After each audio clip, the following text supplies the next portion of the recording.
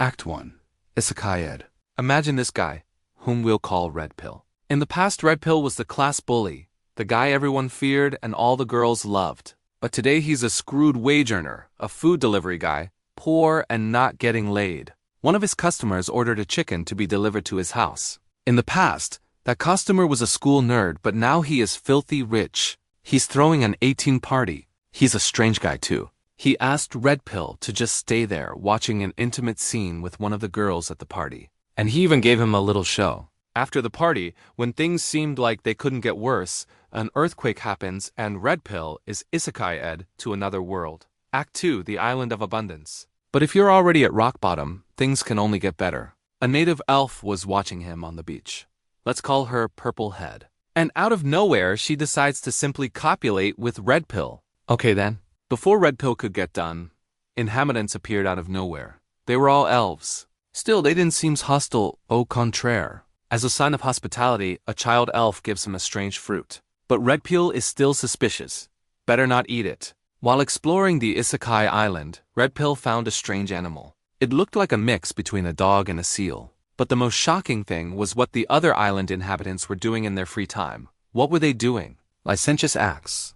Red Pill was spotted by the nature lovers and had to run. After all, enough NTR for today. On his walks, he finds the tree that produced that strange fruit. This time Red Pill decides to eat one, since he's hungry. To his surprise, the fruit is delicious and satisfies both hunger and thirst. And to top off the surprise, Purple Head returns to finish what she started before. The guy was in heaven. Not only was Purple Head a nice girl, everyone there was friendly and welcomed Red Pill. They even invited him to their party. What he couldn't accept was that everything there was shared, including lovers. Jealousy was not normal for them. Nobody belonged to anyone. That's why when a random guy was starting to get intimate with Purple Head, Red Pill attacked that elf guy. Act 3. Criminal. Things heated up for Red Pill when the whole elf community came to see what was happening. Cornered, he had to flee and hide. While Red Pill was regretting his actions, the attacked elf guy went after Red Pill. Was he coming for revenge? Red Pill wouldn't die without a fight, you can bet on it. But actually the elf guy had only brought a fruit for Red Pill to eat, and he got stabbed for it. While trying to hide the body, another female elf appeared and noticed the corpse. There was no way around it. Red Pill had to make another victim to keep the secret. Act 4. His girl. Red Pill grew increasingly accustomed to the island people. All they did was eat, party, and have sex. And Red Pill was getting into their vibe. Red Pill then starts to philosophize. In the real world, females usually stay with alpha males, whereas on the island everything is free, abundant, and with no restraints. But as much abundance as there was on the island, including sex, Red Pill couldn't handle the jealousy of seeing his partners copulating with others. The next day, while still wandering the island doing nothing productive, Red Pill found a cave where pregnant female elves went. There were also elf children. And Red Pill also found Purple Head, the female elf he liked most there. However, Purple Head was angry with him for having assaulted her in a rage in the earlier event. But the miserable man was a genius. He found a cheap little flower he picked while walking and gave it to Purple Head as if it were a grand gift. And it worked. Not only that, but he convinced Purple Head that she should be intimate only with him. They practically became a couple. She could be his partner exclusively, but he could have other partners. That bastard. Act 5. The Icarus Fire. One day, while Red Pill and Purple Head were walking the island, Purple Head found something on the beach. It was his motorcycle. And with the motorcycle, some of his belongings from the other world, including his cigarettes and lighter. Now Red Pill had the power of fire. Apparently the male elves didn't know what fire was. Seeing how technologically backward the elves were, Red Pill realized that, using this supposed technology, he could secure dominance on that island. His greed was consuming him. His first invention was a hammock. Then he invented the ball, and he shared it with the other elves. His next invention was hunting. With his pocket knife, he hunted the only animal on the island, the seal dog. With the hunt done, he could prepare a barbecue. And that meat was even better than the fruits. Red Pill shared the meat with the other male elves. Act 6. Exchange. After he introduced meat, a food form the elves had never tried, Red Pill managed to invent exchange. If the male elves did what Red Pill ordered, he would give them more meat. Soon the elves became addicted to the meat. With control of the meat in his favor, Red Pill gained bargaining power over the other elves. The first thing he did was forbid the female elves from having sex with anyone but him, if they wanted to keep eating meat. While exploring his new powers, Red Pill ordered the elves to hunt 3 more seal dogs, and the elves did it. The banquet was served. Act 7. Corruption. Soon Red Pill noticed that the exchanges he promoted were affecting them in unexpected ways. A tribe that had been peaceful and abundant began to fight over possession of items that were no longer communal. Red Pill then realized that, in essence, the elves were not kind by default. They simply had never needed violence because they always had plenty of everything. Soon Red Pill secured a monopoly on the female elves on the island. Elves who spent the day having sex now found themselves rejected by the female elves. Red Pill was abusing his power because he knew the elves didn't usually use violence to get what they wanted. Now, instead of using meat as bargaining, Red Pill used the female elves. But his plan was even craftier. Act 8. The beginning of society. Red Pill wanted to use scarcity to create an elite in the tribe, with more privileges and more loyalty to Red Pill. He had already assumed his role as tyrant. He came to the island with nothing but some knowledge, and by manipulating the elves' perception of value, Red Pill had captured the natives' freedom. Through control of resources, meat, and female elves, and granting those resources to a small group, the concept of social status emerged. Unexpectedly, with the rise of social castes, theft also appeared. Elves who hadn't earned the resources Red Pill offered still tried to obtain them by force. Another aspect that appeared was the feeling of protecting possession. Those who, in theory, had the right to something now fought those who, in theory, didn't and tried to steal. And so Red Pill created laws. Repudiation of theft also arose. Act 9. Confront. What Red Pill didn't expect was that Purplehead was the most altruistic of all and tried to feed the elf thief. But at a certain point, Red Pill lowered his guard, and the thief gained the advantage to start a physical confrontation. Red Pill soon realized the elves were physically superior to humans. He would be in trouble if forced into combat with the natives. Lucky for Red Pill that Purplehead intervened. Unfortunately, by accident, the thief ended up killing Purplehead. To pacify the situation, one of the elite male elves arrived and subdued the thief. But Red Pill wanted to see the thief suffer, whether for challenging him or for killing Purplehead. The punishment began with beatings and continued with fire. The punishment served to instill fear in the others and thus to prevent new rebellions. Act 10. Feudalism. Along with fear, Red Pill surrounded himself with the strongest male elves on that island, also ensuring advantage in confrontations. Red Pill's next act of sadism was to claim ownership of the fruit trees. Red Pill instructed the super elf to choose 3 trees, and those trees would be his property. No one could pick fruit from those trees without his permission. If anyone stole, the thief would meet the pyre. Also, owning a tree would earn a noble status. With that status, nobles could have sex with whoever they wanted. Thus he created a system of subservience. The people favored by that system would strive to maintain it in order to keep their acquired privileges. Indirectly, all the nobles would protect Red Pill because they represented the prevailing order and with it, the social status of the favored. The unfavored would be disadvantaged and left only with submission. The next step in the decay of that order was the creation of slaves. Those who tried to violate Red Pill's established order had all their rights alienated and could no longer live freely. Over time, the trees became scarce. Competition for healthy trees provoked war among the elves. Act 11. Redhead. After events that cannot be recounted in public, we meet Redhead. Redhead is a female elf with above normal strength, but she is very rebellious too.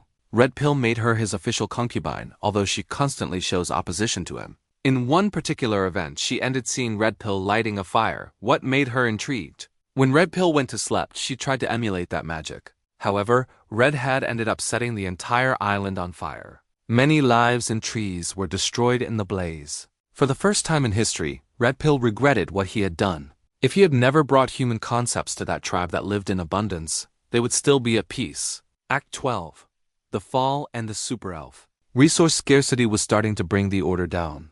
Now the number of thieves was far greater than the possessions. The nobles found themselves cornered defending what remained of their trees, and so the revolution began. Predation, selfishness, survival instinct arose. With the old order broken, Red Pill no longer mattered in what was left of that society. The male elf, who had been his royal guard, now clung to what was the last healthy tree on the island. Even if Red Pill asked for the fruits to be shared, this time the super elf ignored that order, and only his own rule remained. The situation escalated and the super elf became a violent, cruel tyrant who decorated the path with the heads of the defeated. Moreover, because the super elf controlled the only fruit tree on the island, only he had bargaining power. That bargaining power forced Redhead to prostitute herself to get the bare minimum of food for Red Pill, the man she now loved. Red Pill understood he needed to overthrow the super elf to restore peace to the island. Hearing this, Redhead moved to end the super elf herself. In vain, Redhead became another trophy decorating the morbid path.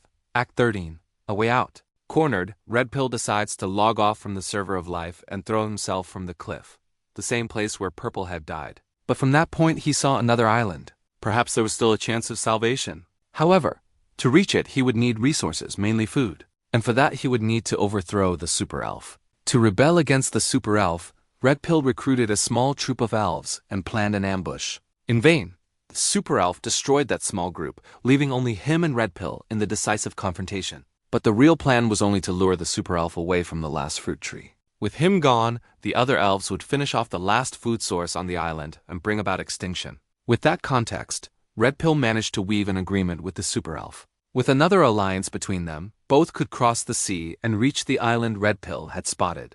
And so Red Pill and the super elf built a raft to cross the sea. But Red Pill would never forgive the super elf for killing Redhead. He managed to drug the super elf and threw him into the sea. Act 14. The new island and coming back home. On the new island, Red Pill's hypothesis proved correct. And he found the place similar to the one he had left. Abundant fruit and a somewhat friendly people. After a time skip of several years, Red Pill felt the need to return to the first island, to see what had happened and perhaps save whoever could be saved. Actually, Red Pill could have done this many years earlier. But he feared the corrupted elves might corrupt the pure elves and postponed his return until he became old. Now he decided to go back. However, upon arriving he was attacked by one of the old seal dogs from the island. One Red Pill had wounded when it was still small, now returned to end his life. With 2 attacks it amputated an arm and a leg from Red Pill, and he was only spared because a purple-haired boy saved him. It was Red Pill's son with Purplehead. In his final moments, Red Pill's body became a tree that grew infinitely until it reached the human world. That tree opened the way for the purple-haired boy to learn his father's homeland and dominate it. And that was the story of A World That I Rule. Final review. I must say this story is one of those that rarely leaves the reader indifferent. The art is poor. The world created is overly simplified, even simplistic. The main character is detestable, a horrible human being.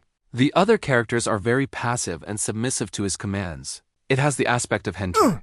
Every chapter must have at least one sex scene. But I must say the same story addresses some quite complex themes. These are subjects of a complexity I never expected to see in a pornographic comic. Basically, the story treats the creation of civilization in a simplified way.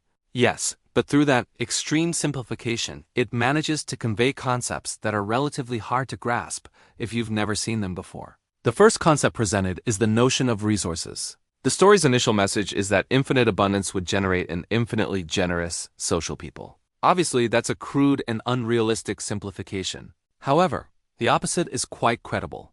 Lack of resources, resource finitude, establishes another type of social grouping that is no longer harmonious. In the story, social classes, nobles and the excluded were created after the notion of possession over recurses that were basically infinite was created. A second subtle but extremely relevant and plausible aspect is that all of reality's basis is collective belief.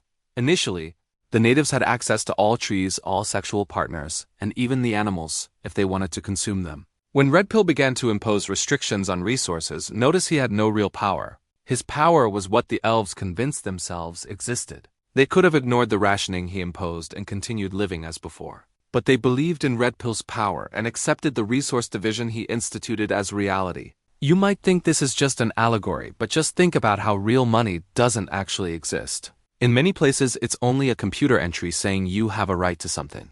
That computer number is also unreal, because governments and banks can create money artificially. So what you think is money only because everyone believes it. It's just a number in a system that probably has no real backing. The next question is, if Red Pill's power was an illusion, why did everyone believe it? The answer is complicity. When he established his power, he also singled out a small group as nobles. Those nobles were favored by the lie Red Pill told, and so became the armed arm to keep the lie from unraveling. The unfavored by Red Pill's order became society's pariahs, sometimes attempting theft, sometimes being slaves. This explains why, even when the order failed in the story's final part, there were still elves who fought to preserve part of that order, the part that granted them power. That's why, even knowing the system we live under isn't objectively real, the lie persists because people lack the strength to oppose it. Finally, the story predicts when the prevailing order ends. In the story, Red Pill's order collapsed when resources ran out and the disadvantaged outnumbered the elite's power. That's interesting. The more disadvantaged people is in an order, the closer the order meet its end. In conclusion, this story is not good narratively, but it brings many great ideas to analyze and parallel with our reality. It's a story with learning value. The only caveat is trying to discuss sociology while so much sex appears on screen is one of the most unusual combinations I've ever seen. It's a story that's hard to remain indifferent to in the end.